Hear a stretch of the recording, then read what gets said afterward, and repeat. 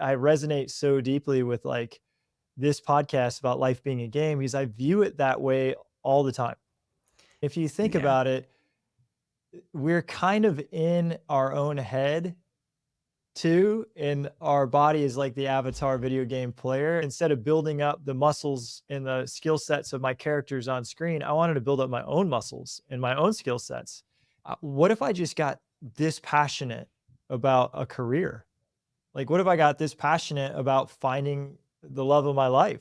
So the fantasy world of playing video games is super cool because you realize, oh, I can accomplish everything in this fantasy world. And then you apply that same methodology to your real life, and you're like, the same exact thing happens. Welcome to Life is the Game, hosted by yours truly, Alexandra Nicole Stone. Get ready to uncover the secrets to mastering your destiny, becoming the main character in your life, and embracing a life filled with meaning and joy.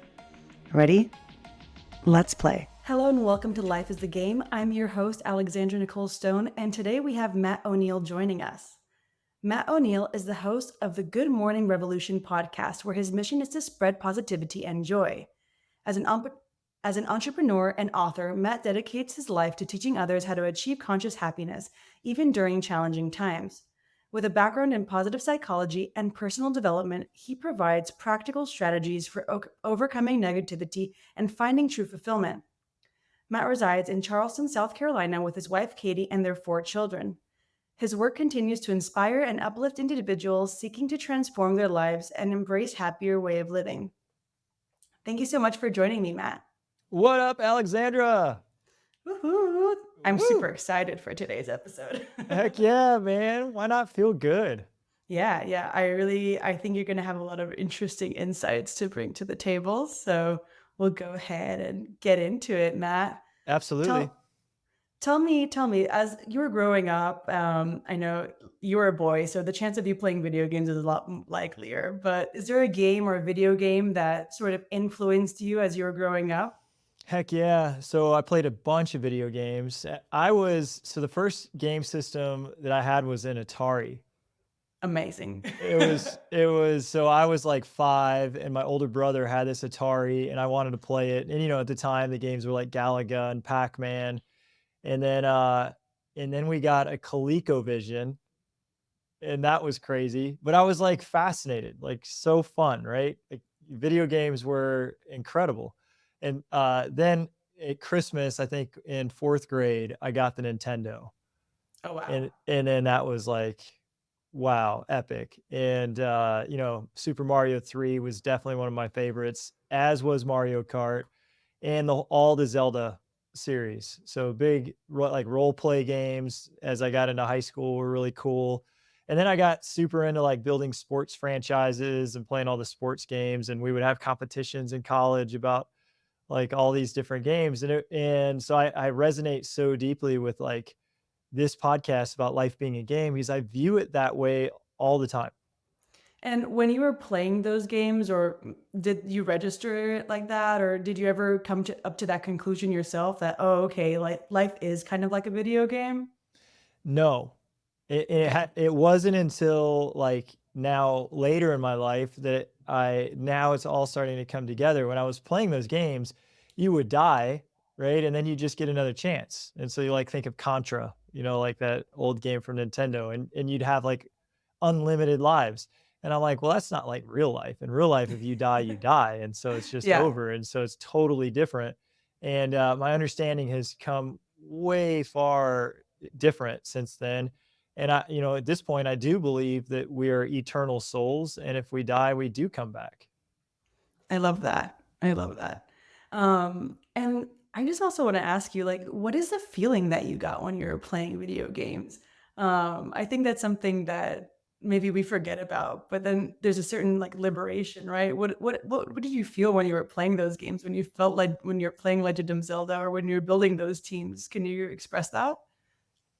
Yeah, it is. So it is very similar to building your own life. And if you think Yeah. about it, we're kind of in our own head too, and our body is like the avatar video game player. And so Yeah. what's the difference between staring at a screen and the avatar player being on the screen or staring at the screen of our eyes and the avatar being on the screen of our eyes. Other than we like feel physical pain if we fall, it's a very similar experience. I love that. Um, I know your life has been quite a journey. You do a lot of different sort of things. Can you tell us a little bit about your journey and how you got to where you are today?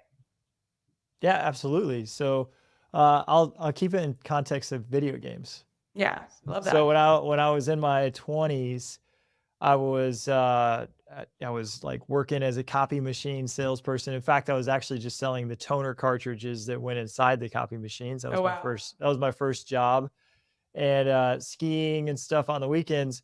But at night, I was messing around. We were drinking and doing drugs and having a bunch of fun, and then just zoning out on video games. And one night, I won like the 10th NFL Super Bowl championship, and on the screen, the confetti is falling, and I'm like, "Yeah, I did it! I won the Super Bowl." And I looked around in my room, and it was like midnight on a Tuesday, and I realized nobody was there to celebrate with me.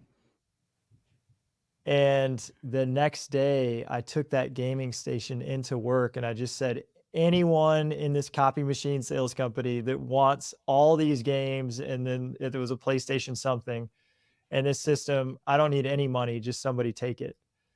And my buddy Adam was like, "Yeah, man, I'll take it. I don't care if he sold it on eBay or what he did." But it was Mhm. a moment where I was like, "Hey, life is the game where I actually can enjoy it with other people." And I know you can connect with headsets and that kind of thing, but I wanted to, instead of building up the muscles and the skill sets of my characters on screen, I wanted to build up my own muscles and my own skill sets. And I was spending too much time in the fantasy world and not enough Yeah. time in the real world. I feel deeply connected with that, and I think I'm very much so on that journey myself. And it's like the more you start making your life the fantasy, the more you want to spend more time in that reality, right? Because it becomes less about escapism and quick satisfaction and like actually manifesting that in your current existence, Totally. right? So that's totally what happened. That was like, it was such a pivotal moment in my whole life. And it was just a one snap decision to like, hey, I'm not going to do this anymore. I also gave up fantasy football. I had won like the championship of fantasy football. So I knew every single running back and every third string and every fourth string running back on every team in the NFL. I could tell you every single receiver that played in the NFL, all the tight ends. I knew every player. Like in fantasy football is very similar to playing video games. Like it's just a total fantasy in our mind. And I'm like, what if I just got this passionate about a career? Like, what if I got this passionate about finding the love of my life? Like, I could actually like be happy other than just the moments I'm staring at the screen doing these games. And so I went, I got a gym membership, and then I said, "Man, my habits, these drugs and alcohol, this isn't serving me anymore, and I need to get away from this." So I moved across country. I moved from Colorado to Charleston, South Carolina, Oh wow. and left drugs behind, and all the people I knew that were associated with that. I knew I had to totally just change all of my cues and influences Hmm. and start over. And I did. I came to Charleston. I got into a new career. I got into real estate, and then I started reading books. Yeah. And it wasn't like fantasy books. At this point, I was like you said, "Hey, I'm going to manifest the life of my dreams." The first thing I did is I watched the movie The Secret, literally about manifesting the life of my dreams. And in that movie, it said, "Hey, to make your real life your dream life, you just hold in mind exactly what you want," which means you have to like fantasize and create all these dreams about what you want your future to be. And then as you create those fantasies about what you want your future to be, you just think about it all the time and it'll show up. And you know what? Yeah. It freaking did. Like I my it was 2006. So I graduated from high school in 99 and graduated from college in like '02 or '03. So 3 years after, I spent 3 years in Colorado, and that was the moment when I gave up the game station. And then when I was Mhm. 25, 2006, I watched The Secret in Charleston, and I wrote this like list, and in the list was and I listed like 100 things. Yeah, I love that. I want to be a surfer. I want to make $100,000 a year. I want to meet my wife. I want to have a son. I want to have a daughter. Like all of these things, I listed them all. I wanted to skydive, like crazy things too, right? Like I want to go to Mhm. France, all this stuff. I look at that list, and out of the 106 things I wrote, 95 of them have happened. And it's like freaking awesome. So the fantasy world of playing video games is super cool because you realize, oh, I can accomplish everything in this fantasy world. And then you apply that same methodology to your real life, and you're like, the same exact thing happens. I love that. And I think there's the structure there that right that we forget about then when we play games. It's like, okay, if we have an objective in a game, we're like, what do I need to do to follow up to achieve that objective? Or how do I need to level up, right? So I'm strong enough to beat that opponent, or what resources do I need to gather in order to execute or like to get this mission, or what side quest do I need to go on? Right. And in a game, it feels so much more acceptable to do those pieces that are leading up to your main quest, right? Well, Because you're like, there's no consequence, yes, and like if I wrote, when I wrote I wanted to meet my dream woman on that piece of paper, there's a real consequence that what if I don't? yeah, In the game, if I don't level up enough and I fail at that thing, I didn't conquer that one challenge, no one knows. yeah, No one knows. I can hide in my failure, and no one knows that I failed. But in real life, if I say, "Hey, I'm going for this in real life," and then I fail, especially if I tell others about it, which you typically do when you're going for things in real life, like, "Hey, I'm gonna write a book."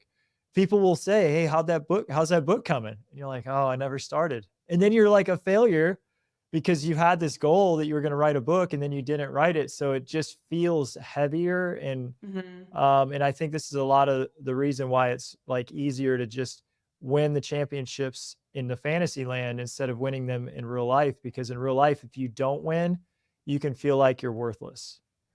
I think this is something really important for us to touch on. And even for people who don't play video games, I think in this society, in this life that we live in, there's so many things that are intoxicating us, right? That we're living in these fantasy lands, whether they're games or Instagram, watching other people's lives and thinking, like, I want that so bad. Or like, I wish I could have that, but I could never have that. And so, how do you go from that transition to, uh, to, to getting out of that I wish I had, or like that can never be me, or that fantasy, right? That you're just daydreaming about, but you never act on, to sort of actioning it into your real life. I think as someone who's done that, can you give some tips to the audience? Yeah, absolutely. So it's everything starts like I think of it like a tree. Hmm. And so the roots of the tree are our emotions. Mm. And so everything starts with our emotional state. And so one of the things I mentioned was we can feel worthless. Oh, the lowest of the low emotions is this feeling of worthlessness, of shame. It's completely a lie. In fact, the majority of all negative emotions are lies that the ego, our survival mechanism, uses to manipulate and control us to like get us to survive more. Hmm. And once we can see through these lies, we can start to like uproot those weeds that are kind of in the way. So we need like some really powerful emotions. A really powerful emotion is an emotion of confidence. Yeah. And how we can build our confidence, and we can talk about some ways to build confidence, but like that emotion of confidence is one that says, hey, I know that given a long enough timeline, I can put in the time, I can build up the strength, and I can accomplish my goals. I did it when I started high school. I knew I was going to put in the time and graduate high school. I did it when I started college and I knew I was going to graduate college. I did it when I was selling copy machines. I didn't know how to sell copy machines, and I sold copy machines. Then I did it when I moved to Charleston and I started selling real estate. So I've got all of us, I just listed my things that showed me that I could do something. If I started and I put in enough time, Hmm. I could accomplish it. If you start to build your win list, you'll be like, oh, I've actually accomplished a lot of things. So the things I have put my mind to that I did stick with, I did achieve. Okay, so that means the other hard things that I want, I can put my mind to and I can achieve. And that's like is the other way around is this thought of fear of Hmm. I can't do that. There's no evidence that says I could write a book, or I could start a podcast, or I could make $100,000 a year. I don't have any evidence that says I could Yeah. do that. Well, no, but you didn't have any evidence that you could graduate high school before you did it either. We just kind of take it for granted. Like, oh, Yeah. well, graduating high school is easy. Hell no, it's not. Yeah. Like, you had to show up at 7:30 a.m. every day for 4 straight years. Think about all the tests you had to take, all the questions you had to answer, all the homework assignments you had to do, All the all the emotional teachers. angst Oh that my, you're yeah, going and through. these Yeah. different, yeah, and your emotions are going crazy, and there's all these different groups of people that you have to like get along with and navigate through, and there's like it's ridiculously hard to graduate high school, and yet we think, oh, that was easy. It was just graduating high school. No, it was a massive accomplishment. And Yeah. so once we start to build on these massive accomplishments we've all done, we're like, oh man, I can do hard things. And then you start to realize that you can do bigger and bigger and bigger things. So the emotion of confidence is one of the great emotions in the root of this tree. And then from the root of the emotions, so if we've got negative emotions, what happens is the branches are the thoughts. And then the branches become negative thoughts. And then the fruits from the negative thoughts become negative actions and consequences in the Mm. world. And it all starts with the emotional state, which then turns into the thoughts, which then turns into the fruit. If we start with a really positive emotional state, and another emotion would be um, an emotion of gratitude. So we're in the state of gratitude, or of love, or of joy, or of peace, or of acceptance or willingness. All of these are like really positive emotional states. When we're in these positive emotional states, the thoughts that come out of it are really loving or peaceful or joyful or willing or accepting or grateful. And then the fruit that comes off of it is like really beautiful fruit, and our life ends up being really beautiful. And that's like one of the keys. This is why I have the Good Mood Revolution podcast. This is one of the keys to manifesting the life that we want. It's not necessarily that we want the thing. Like, Mhm. sure, I wanted $100,000 a year. Like, that was the thing. But what did I really want? I Right. wanted some freedom. Yeah. It was just an emotion. I wanted to Mhm. feel free. I wanted success. I wanted to feel like a success. I wanted to feel like an accomplished person. I wanted to feel happy with myself, proud of myself. So what we always want, we never really want the thing. We want how that thing makes us feel. And this is a hack. You talking about Yeah. hacks, like get a cheat code in the game. Yeah. Uh, what you really want is a feeling. And Mm. here's the crazy hack. The feeling is available right now. Yes. Yes. I So think we can feel grateful, happy, successful, proud right now. And that's what's crazy. As soon as you feel it, like all of the world just starts to unfold the way you want it to unfold.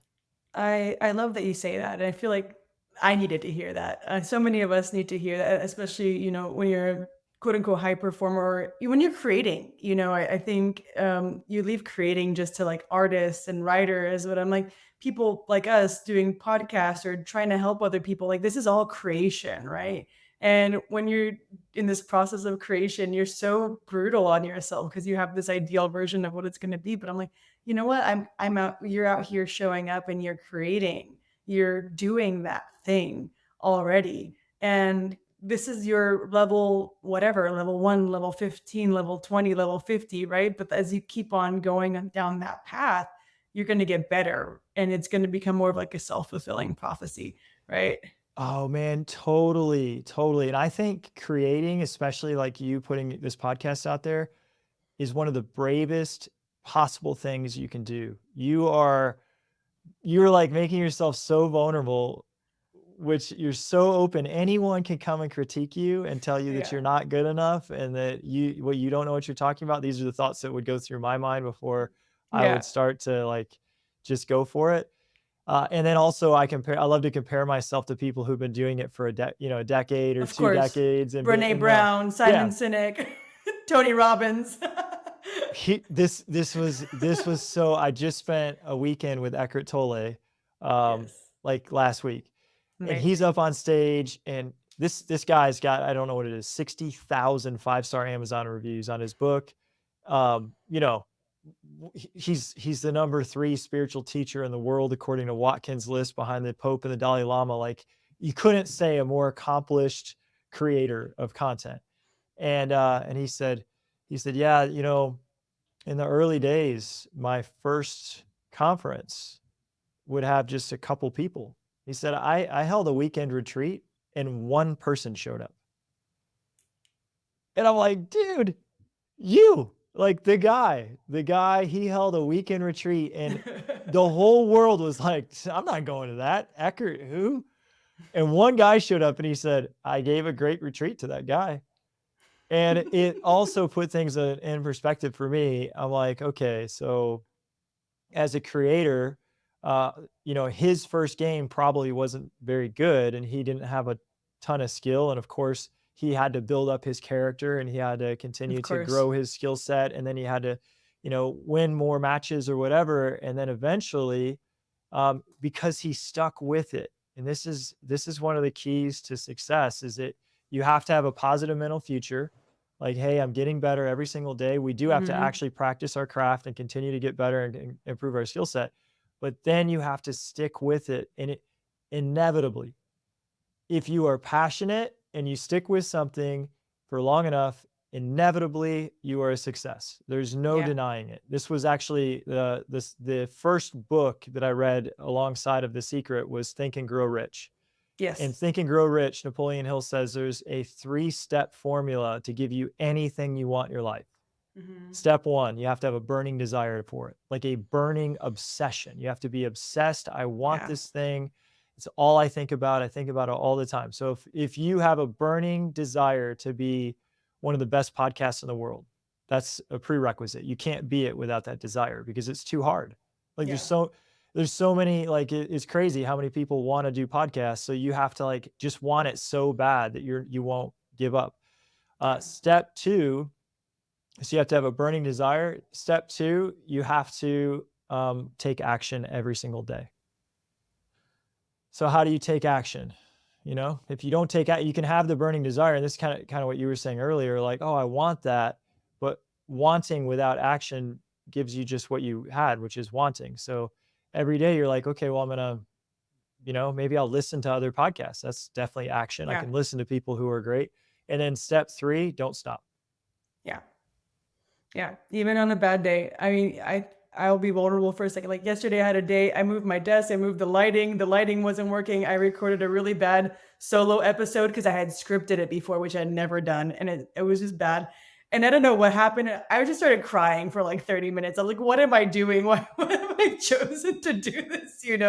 I started questioning like, why am I even doing this? Like, what?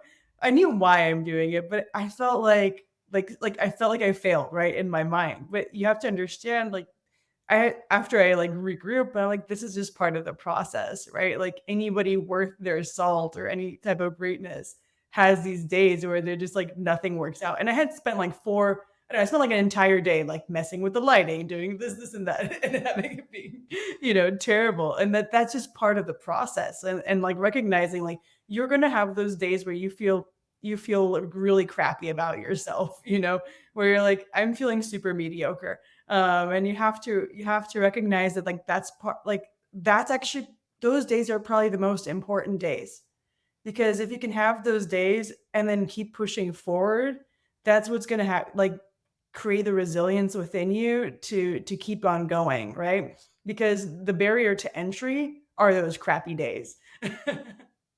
Yeah, I love that you said that, and I love how vulnerable you are, and what a gift for your audience for you to be so vulnerable. That's a Brown trait for sure, vulnerability. Yeah. And who's like anyone that's just like, oh yeah, I don't have bad days. They're full of it, right? Or Yeah. if you do have bad days but you don't talk about it, people are also like, you're full of it. Yeah. I had a really challenging mindset day yesterday too. Like totally fell down, totally crumbled. But what I want to, before I talk about what happened with my day, I want to just acknowledge about you. Like, we're kind of raised to think that failure is a bad thing. Yes. But in fact, failure is a necessary part of success. You can't succeed without failure. It's part of it. It's part of the process.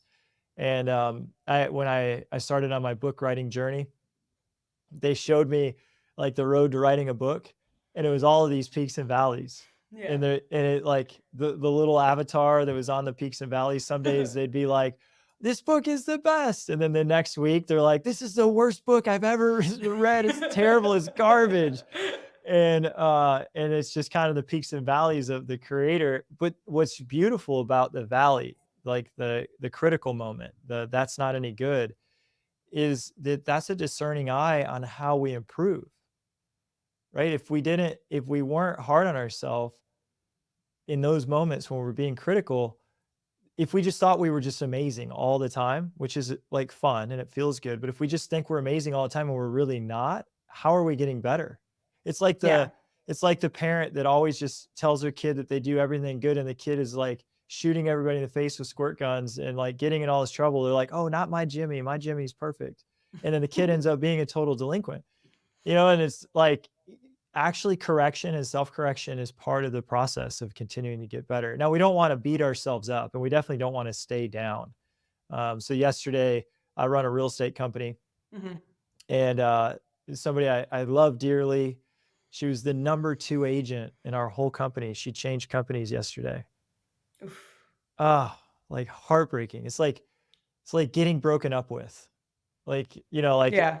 like somebody just breaking your heart, coming in, like a romantic relationship, even though of course we're not romantic. But it's still like that kind of heartbreak of Yeah. like we've shared so much together and there's a true, genuine love there. And then the Mhm. bond is just severed. Yeah. The grief. Yeah, there's grief. There's totally grief. And then there's anger. Like, there's like all the stages of it. And, and I went through them. And typically at night, if I'm going through a hard time, my energy is super low at night. It's like Mhm. time to go to bed and I've given Yeah. everything I've got. I took my son to see a Bluey, like he's like a cartoon character. Uh-huh, uh-huh. There was a play in my town. I took him to Bluey and I had Oh, a big that's day at cute. work and it was one of the people I work with. It was her birthday. We took her out for her birthday. And it was just kind of a big day. And I get home from Bluey and then my mind just goes like into a spiral of negativity. Mhm. Like just everything's bad. And I'm talking to my wife and I'm like, why do I even do this job? I freaking hate it. And it's like you put on this pair of glasses that sees the whole world like that emotion has its own worldview. It takes over everything. Yeah. And then everything you see is colored by that emotion. And you don't, I knew I was in it. Yeah. And Of yet course. it's so real that everything sucks Yes. that I'm like, I know this is an illusion. And yet it sucks to feel this way. And so as I went to sleep, of course I needed rest. I knew I was tired, and with more energy, I would feel more positive. But I also prayed. I just prayed. Mhm. I prayed for God. I said, God, please, while I'm sleeping, show me the truth. I want to see the truth. I am not afraid of the truth. I want to see everything that I did to cause this situation. I want to see everything I could have done better. I want to see that possibly wherever she's chosen to go is better for her. I'm not afraid of any truth. I don't want to resist the truth. Just show me the truth. And when I wake up, I want to just be in love with the truth. And of course, 3 a.m., my eyes wake up, and then the situation is right there, and I can't go Mhm. back to sleep. So I get out of bed at 3:30, and I grab this. There's a lady named Byron Katie, and Mhm. she wrote this book called Loving What Is, and it's a recipe to not suffer, is what it is. And there's a worksheet in Loving What Is, and in that worksheet, you write down all the thoughts that are bothering you. And so one of the thoughts that was bothering me was this agent shouldn't have left. Mhm. And then Byron Katie has you question those thoughts because arguing with reality always creates suffering. Yeah. So at 3:30 in the morning, I'm questioning. Well, she shouldn't have left. Is that true? I'm like, well, I can't know that. And then the next question she says is, how do I feel when I think the thought she shouldn't have left? Like, well, I feel really bad, like super bad. Like everything sucks. My whole life sucks. I hate my job. Like I feel as worse as I could feel when I'm believing this thought she shouldn't have left. And then the next question is, if that thought could be erased from your mind, like this is the video game part of it, right? If you could just delete that whole sequence from your mind and you could never, ever think again, she shouldn't have left, what would your life be like? Like, well, man, if that thought was gone, I'd be super passionate. Like, I would love my life. I'd show up and I'd do the best for the 40 people that didn't leave, right? Like, I would be super dad, super husband. I'd be making a light in the world again. Like, I would be on fire. And then, so then the final step is to turn it around. And you turn it around by saying the exact opposite of the thought that's bothering you. And so the thought, she shouldn't have left, the turnaround, the opposite of that is she should have left. And then you write out, why should she have left? Well, the first thing is she should have left because she thought it was better for her. Mm. And then you turn it around a different way. And a different way is to look at yourself and to say, well, I shouldn't have left me. How did I leave me? Well, when I was all ruminating and spiraling in negativity about how she shouldn't have left, I left my whole family. Like, I wasn't there for my kids. I wasn't there for my wife. I wasn't there for my happiness. I'm all concerned about her not leaving, but I left my life Yeah. and played this fantasy world where she shouldn't have left. Yeah. And then the final turnaround is to see it in her eyes. And it's, I shouldn't have left her. And I'm like, how did I leave her? I'm like, well, if I'm being honest, I haven't really been checking in or asking how her family's doing. I haven't been super involved in her life over the last few months. So in many ways, I left her before she left me. Wow. This is radical truth, like massive amounts of, and as soon as I got done with that line of questioning, I was like, holy cow. She didn't do anything to harm me. Like, all of this is on me, and like happiness flooding back. Yeah. I ended up sending her a text message later that morning. Of course, not at 4 a.m, but later around 7 a.m, I'm like, hey, I was kind of, I wasn't prepared for the news yesterday, but I just want you to know how much I appreciate you working with me all these years. And it's just been this total blessing. And I'm like genuinely wishing you the very best on your way. And I'd love to talk with you and just tell you all that. Yeah. And so instead of being all ruminating in the hurt for weeks or months or however long it could take, this like process of asking for the truth, because the truth is not just from my narrow point of view, the truth is really from all these sides. As soon as we see all the sides of the truth, we no longer suffer. And I would say the same thing with you yesterday when you were thinking about like, oh, this didn't go well, or I'm not going well, or whatever. Well, then the opposite of that is I'm doing a lot of things well. Yeah. How are the ways I'm doing a lot of things well? The opposite, Yeah. I'm making a huge difference in the world. The opposite is I'm so much better than I was a year ago. Like, Yeah. Yeah. No, I love that. And that's sort of really piggybacking on realizing that you have control in this game of life, right? Like, in a game, if you failed, you're not going to say, oh my God, I've been the rest of the game, I still worked really hard. I put a lot of hours to get to this point, right? In which I actually had to fail, right? In which it was challenging enough where I experienced the failure experience or a feeling that was unharmonious, right?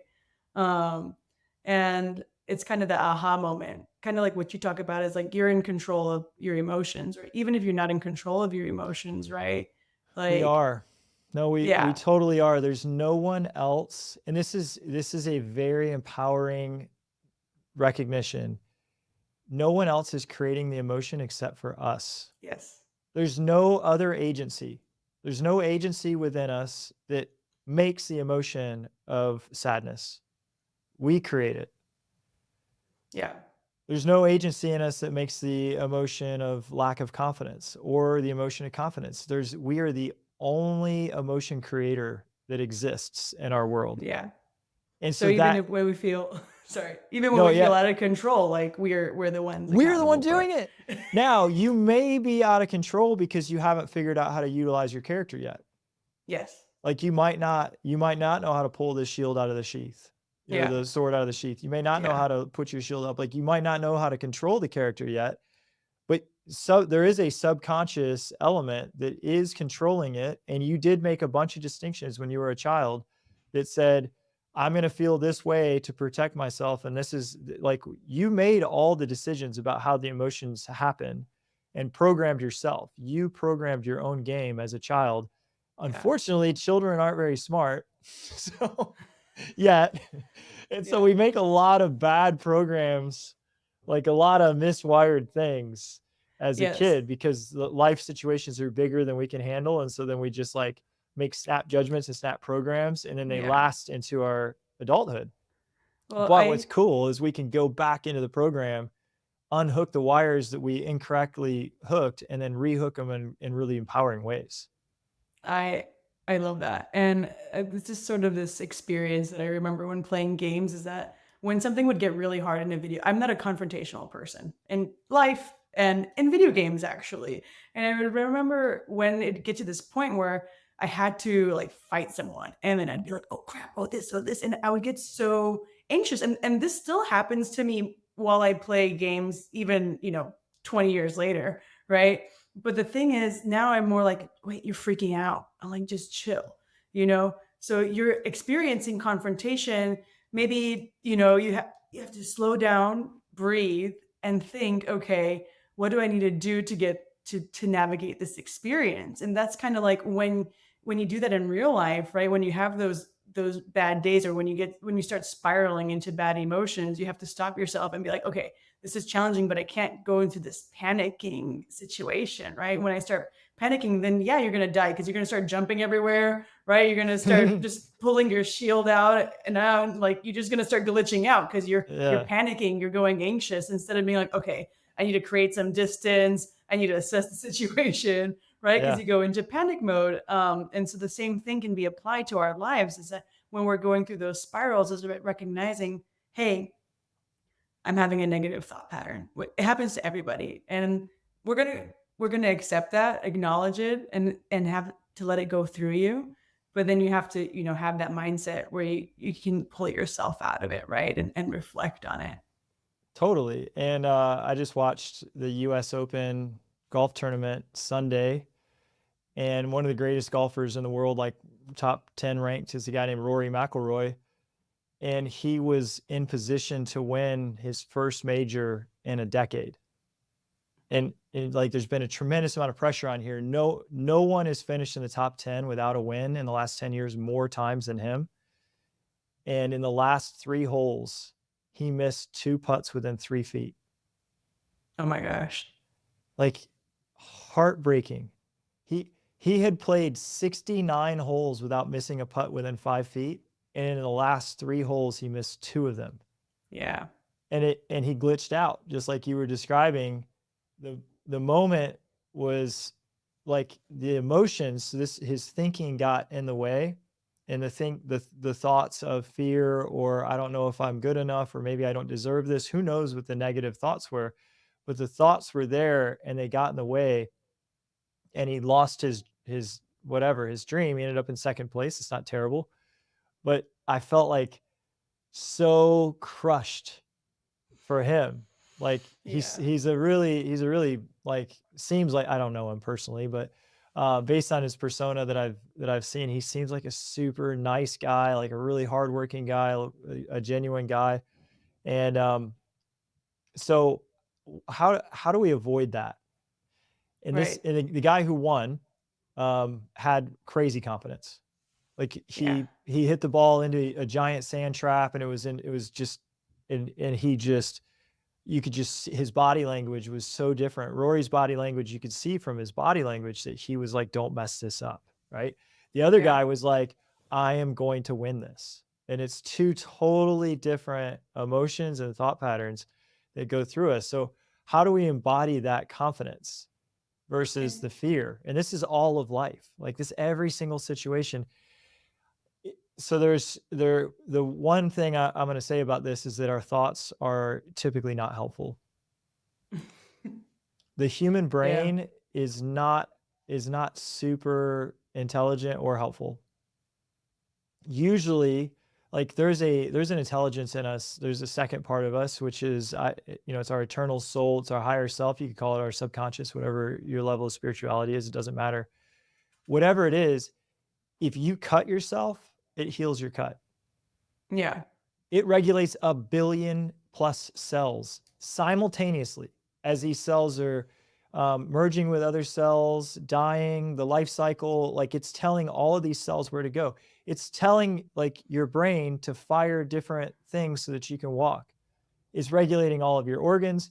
It's growing your hair. It's growing your fingernails. It's beating your heart. It's breathing you. There's an intelligence in you that is like beyond any supercomputer you could ever create. Yeah. And it's crazy intelligent. It knows exactly what to do. It knows exactly what direction your life should go. If we get super quiet and listen to it, it like tells us what to do and for us to have a harmonious life. Our thoughts get in the way of that intelligence. So the Yeah. more we can, so you're like, oh, I'm noticing that I'm having these panicky thoughts. Okay, great. That like my recommendation would be turn the thoughts off. When you play your best, I'm sure in a video game or anything else, you're in what Mihai Csikszentmihalyi calls flow. Yeah. And it's just no thought. You become one with the action. And it is that infinite intelligence that's actually moving you. And that is when like your brain is, I play basketball. My brain will sometimes just completely not even be in the game. I don't know what the score is. I'm just totally I'm like one with the game. Everything's just flowing harmoniously and I'm playing my best game, but I'm not thinking about how do I shoot this shot or should I do this or shouldn't I do that? It's just like, just reaction. Have you been there in your video game where like you're just like one with your character and you're like and it just happens spontaneously? I love that. I love that. And I think that's sort of like a framework that I've created, or that I didn't create, but that I'm using is when I'm having those intrusive thoughts, is thinking like, what if life was a game? Or like, it's just a game. Imagine when he was going up to that hole for that final shot and he's just thinking, it's just a game. Like, this is the game. It's my game. Right. And then all of a sudden, when you're thinking that, you know, I think a lot, and it's kind of something I suffer from sometimes. But when you just think that, it starts quieting that noise, right? And it takes some of that pressure off, where it's not a make it or break it, when in reality, you know, like it's just a game and it won't be the end of the world. And like nothing in this world, in this life, is worth you going into that much distress, right? It's supposed to be fun. Yeah. Yeah. It's the whole point of any game is to enjoy it. Yeah. So if we're not enjoying it, we miss the whole point. It win or lose if we're not enjoying it. So hopefully, and look, in a golf tournament like that, there's only one winner and there's 100 losers. Yeah. And so the fact that he was second place out of however many people in the world, he's the number 2 person out of 7 billion. Yeah. Like that's something to be really, really proud of, you know? And so hopefully he's like hanging his head really high right now. But yeah, so I'm a student of Tony Robbins, and I coached with one of his top coaches who like coached Shaun White, the Olympic snowboarder who won all these different medals. And my coach would say, I know when Shaun's going to win because I can see his body language. And so if we're ever in our head, quick hack is to put our hand on our heart and to just feel our heart beating. And then we can get into the intelligence of our body. Another one is we want to pull our shoulders back and put our chest up and like embody the position of confidence. This is Mel Robbins did some research on this. It's called power poses. When you put your body in a position of confidence, like think of Superman or Wonder Woman, they stand like this and they've got their chest out and their heads up and they're like booming voice. And you know, think about somebody just scores a touchdown. They're like, yeah, they beat their chest, right? If you start to actually do these things, and you can feel silly, or you can freaking win the championship, you know? And so if like you're going up to like fight somebody in your game, do a couple power poses, get your energy pumped up and get your body feeling confident. And you know what happens is the thoughts turn into confident thoughts. It's a hack into confidence. I love that. I love that. I'm actually going to try that next time. Tony says, and this is a simple little axiom for us to remember, if you're in your head, you're dead. Yeah. Get out of your head and into your body. And he said, and so one of the things is when we're feeling really afraid, we're like, I don't know what to do. I don't know what to do. I don't know what to do. And he said, anytime you're saying to yourself, you don't know what to do, you know exactly what to do. you get out of your head and into your confident postures, and you start to like behave confidently in your body, and your brain follows it. For me, another hack for this is any type of exercise. Mhm. So, today I was still kind of bothered by the events of Yeah. yesterday, and even though I did that exercise and I got my mind to see kind of like a beautiful state about it, it's still like, I mean, it's it's a big financial loss for us. It's a big emotional loss for me. It was still a loss, and I'm like, I'm gonna do a really hard workout today. And when I started it, I didn't really feel like it, and then Mhm. halfway into it, my mind was off, and because the workout was so challenging, I couldn't think about anything else, and I was totally engrossed in lifting the weights, and I was sweating, and by the end of it, because my brain had shut off, my mood went up. And of course, when we work Yeah. out, we also get into pretty confident postures. Yeah. Yeah. Or you just have your music, or if you don't listen to music, but it's just that the pump. I know exactly what you're talking about. Yeah, and music is Um, awesome too. Like when you listen to great music, that changes your mood. yes, something I've been doing more, like I've become super serious in the last like couple of months because I feel like I'm trying to grow my business and all that stuff and the entrepreneurial things in the beginning. But I'm like, I stopped listening to like every day in my workflow before I used to like listen to music. So I just started turning on music and dancing sometimes. Hell yeah. And the justice that does for you is just amazing. Like just getting in front of the mirror for 5 minutes. And even if you're in a bad mood or whatever, just dancing, putting on your favorite song, it is so good. It is like the equivalent, I would say, to a power pose. Oh, it's absolutely. You never found a depressed person who's dancing.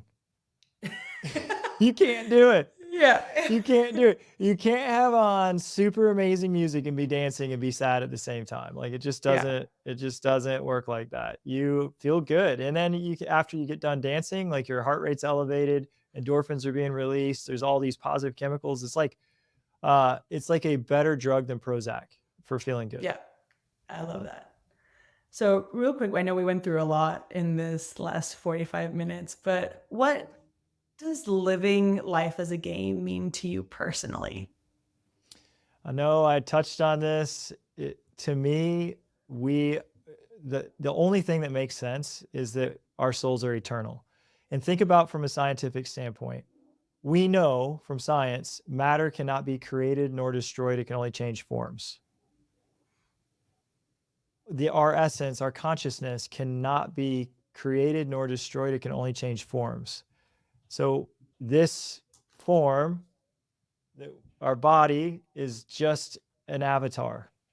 Mm. It's crazy to discover it, but it is a beautiful discovery. I think that movie Avatar with the blue avatar, Yeah. where he's in a totally different place and like running that thing around, that's so much like the game we're playing right now. If you Mm. think about it, the only thing you experience is in your own mind. You touch something, you think you're experiencing it on your hand, but you're experiencing it inside. The sensations of touch run through your nerves and they go into your head. So everything is being experienced inside your head. Everything you see is being interpreted from your eyes into in your brain. So you're just living in a game right now completely. Mm. And if this avatar dies, of course you want to do the best you can because why not? Like Yeah. what else are we gonna do? Are we just gonna throw away this chance and then hurt all these other people that are around us playing their game? That's not cool. So we want to do a bunch of beautiful things, and I think that's what's cool about this game. Think about the points you get when you're playing a game, when you win things and you do good things. This Mhm. game is set up the same way. When you make loving gestures, you feel amazing, like amazing. And then when you help Yeah. somebody, plus, plus, plus, plus, all these coins, right? Like every Yeah. time you help somebody, you get all these feelings of like amazing feelings. And then if you do anything bad, like you hurt somebody or you yell at somebody, you cut somebody off or you flip them off or whatever, Mhm. you feel awful. So Yeah. the game is constantly giving us feedback about how to win it and then how to not win it. And we win it, and you ultimately come to the conclusion that the only thing that really matters is loving other people and loving yourself. And Mm. it's the only thing that ultimately matters, and continuing to grow from all of these experiences. Everything else is just superficial, and eventually this avatar will die, and everything that happened in here in this particular lifetime will have only been for one reason. It was, did you love and did you grow? I love that so much. I love that. I think when you really think about that, it sort of makes all this noise that we create for ourselves, whether it's am I good enough or am I going to be successful, right? But then all of that is why. Why do you want those things, right? You want freedom, so you can do the things you want, so you can fill yourself with love, so you can do, so you can have a lifestyle that's filled with love, right? For yourself, and Yeah. so you can provide for your family, so you can spend more time with your partner. Like, But that's why we really are think about it. motivated by. Think about it though. Have you ever not been able to provide for yourself? Have you ever not been provided for? Yeah. You've always been provided for. You've always had enough. It's always worked. You've always been supported. So why, when you've always had everything you needed to survive? If you didn't, you wouldn't be here. So we've all had everything we needed to survive. What makes us think we wouldn't have it going forward? Yeah. It's always been there. We've always been supported. We're always going to continue to be supported. And then that notion of freedom we talked about too, we're free in this moment. There's only one time we can ever feel free, and it's right now. Just sometimes we think, oh, I'm doing something I don't want to do. Well, okay, why? Let's not do that. Like, why? No one's trapping you. You're trapping yourself. Right? Yeah. Like there's like this, like, oh, I just need this amount of money and then I can just live the life I want to live. Like, live the life you want to live right now, no matter how much money you have. This is the amount, this is the moment that matters, is, are we enjoying this moment? It's the only thing that matters. It's the only thing that's real. I love that. I love it. Any final cheat codes you want to share with the audience? I know you've dropped a lot of nuggets throughout this episode, but any last hacks or cheat codes to just keep getting through the day and living a life filled with love? Yes. No, I just wanted to say I am so proud of you and the work you're doing in the world. You are a total light out there, making a massive difference. So thank you for what you do. Thank you. Thank you so much. It's part of the adventure, right? Yes. Part of the journey. So super excited. Amazing, Matt. Well, thank you so much. This has been an excellent conversation, and I hope to see you soon. And I will drop all of your details in the show notes if anyone wants to listen to your podcast or get connected with you, and go ahead and let them know where else they could find you as well. Yeah, it's Good Mood Revolution, on all the Apple and Spotify. And then the book is for pre-order as well by the same name on Amazon, Good Mood Revolution. Love it. All right, Matt, have a wonderful day, and until next time. See ya.